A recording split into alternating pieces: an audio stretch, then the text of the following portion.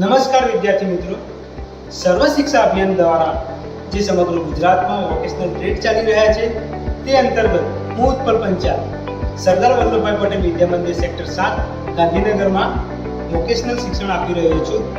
Electronics and હાર્ડવેરમાં એક અગત્યનો ટોપિક છે જેના વિશે આપણે ચર્ચા કરવા જઈ રહ્યા છીએ, પરંતુ એ ચર્ચા કરતા પહેલા એ ટોપિક વિશે આપણે થોડી ઝાંખી કરી લઈએ.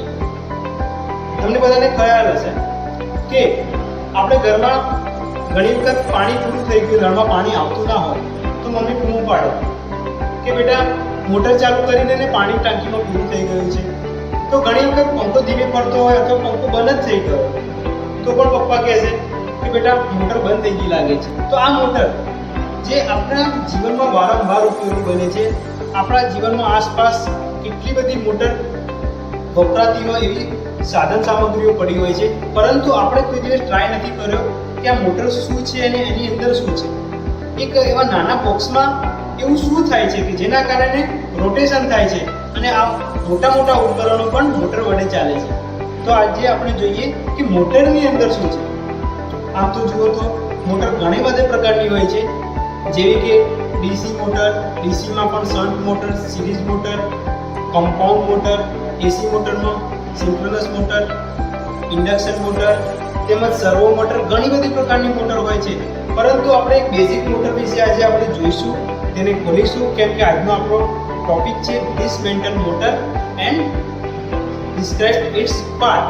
તો આપણે જોઈશું કે મોટર ખોલીને કે એની અંદરના પાર્ટ શું છે, જેનું નામ શું છે, કેવી છે, દરેક વસ્તુની આપણે જાણકારી લઈશું. તો ચાલો આપણે જોઈએ. મિત્રો, આપણે જોઈ ગયા કે મોટર ઘણા બધા પ્રકારની હોય છે, તેમાંથી આ એક સિંગલ ફેઝ ઇન્ડક્શન મોટર છે. મોટર કોઈ પણ પ્રકારની હોય પરંતુ તેની કાર્યપ્રણાલી એક સમાન છે, તેનો કાર્ય સિદ્ધાંત એક સમાન છે. મોટર હંમેશા વિદ્યુત ઉર્જાનું યાંત્રિક ઉર્જામાં રૂપાંતર કરે છે.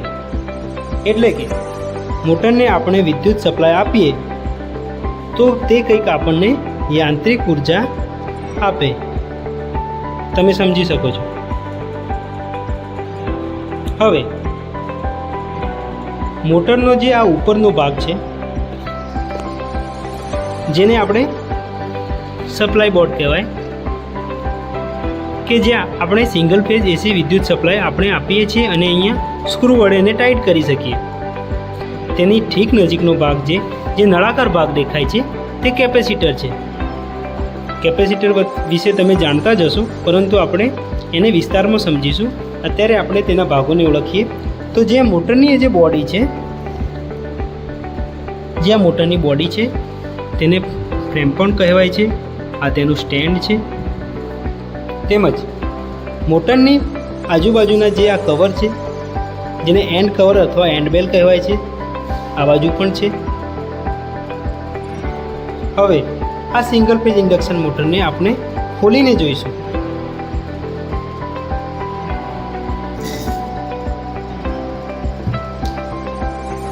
સિંગલ ફેઝ ઇન્ડક્શન મોટરનું એન્ડ બેલ આપણે ખોલ્યો તો આપણને જોવા મળ્યું કે પહેલું આ રોટર નીકળ્યું. એને સાઈડમાં મૂકીને આપણે અંદર જોઈએ કે શું છે.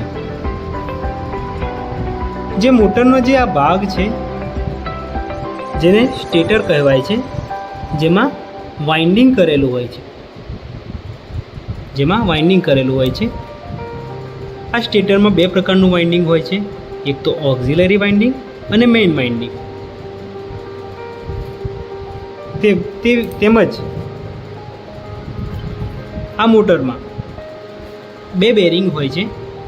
એક તમને દેખાશે મોટરના બીજા છેડે, જે સ્પષ્ટ તો નહીં જ દેખાઈ શકાય, પરંતુ હું દેખાડવાનો પ્રયત્ન કરું. આ જે ભાગ છે તે એક સાઈડની બેરિંગ છે. તેવી જ રીતે આ રોટર જે ફરે છે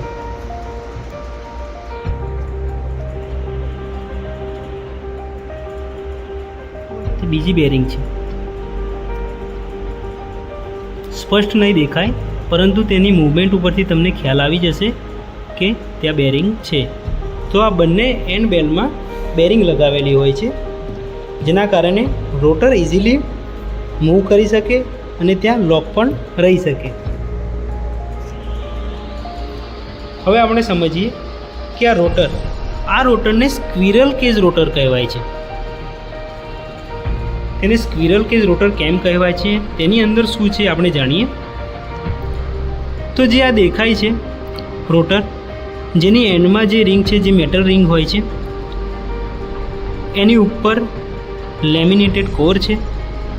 એની અંદર આ બંને રિંગ જોડે કન્ડક્ટિંગ બાર પેરેલલ જોઈન્ટ હોય છે.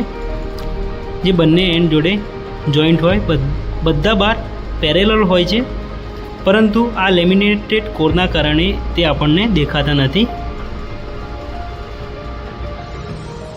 આ રોટરનો જે લેમિનેટેડ કોર વગરનો ભાગ, જેમાં બાર દેખાય, તે પાંજરા જેવો હોય છે.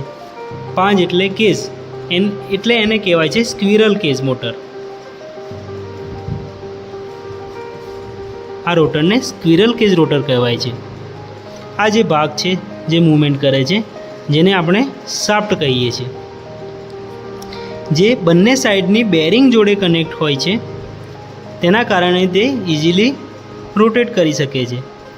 હવે એક સવાલ થાય આપણને કે આ મોટરની અંદર મેઇન વાઇન્ડિંગ અને ઓક્ઝિલરી વાઇન્ડિંગ હોય છે અને આ કેપેસિટર હોય છે. તો તમને પહેલાં જ જણાવી દઉં, આ કેપેસિટર જે છે તે મોટરની અંદરનો ઓક્ઝિલરી વાઇન્ડિંગ જોડે કનેક્ટેડ હોય છે, જેના કારણે મોટરને ધક્કો વાગે. વધારે વિસ્તારમાં સમજીએ તો જો મોટરમાં ઓક્ઝિલરી વાઇન્ડિંગ અને કેપેસિટર ના હોય અને જો મોટરને સપ્લાય આપવામાં આવે તો એસી સપ્લાયને કારણે મોટરની ઉપર બાય ડાયરેક્શનલ ટોર્ક લાગે. એનો મતલબ એ કે મોટરમાં જે રોટર છે તે આ રીતે વાઇબ્રેટ થાય, બહુ સ્પીડી વાઇબ્રેટ થાય, પરંતુ પ્રેક્ટિકલી આપણે સમજીએ આ રીતે વાઇબ્રેટ થાય કારણ કે એના ઉપર બંને સાઈડ ટોર્ક લાગે. બાય ડાયરેક્શનલ ટોર્ક મતલબ બંને સાઈડ એના ઉપર ટોર્ક લાગે, તો એના કારણે મોટર રોટેશન મોડમાં આવી જ ન શકે. તો કેપેસિટર શું કરે છે? કેપેસિટર ઓક્ઝિલરી વાઇન્ડિંગ દ્વારા એને ધક્કો આપે છે, એના કારણે તે રોટેશન મોડમાં આવે છે અને મોટર ફરી શકે છે. પંખાની મોટર એ પણ સિંગલ ફેઝ ઇન્ડક્શન મોટર છે. તેમાં બે પ્રકારના વાઇન્ડિંગ અલગ દેખાઈ આવે છે, આમાં દેખાતા નથી. આપણે પંખાની મોટર પણ જોઈ લઈએ. આ છે પંખાનું કેપેસિટર.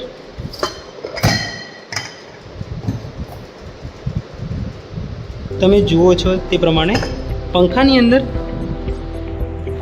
બંને પ્રકારના વાઇન્ડિંગ અલગ દેખાય છે અને આ જે છે તે પંખાનું રોટર છે.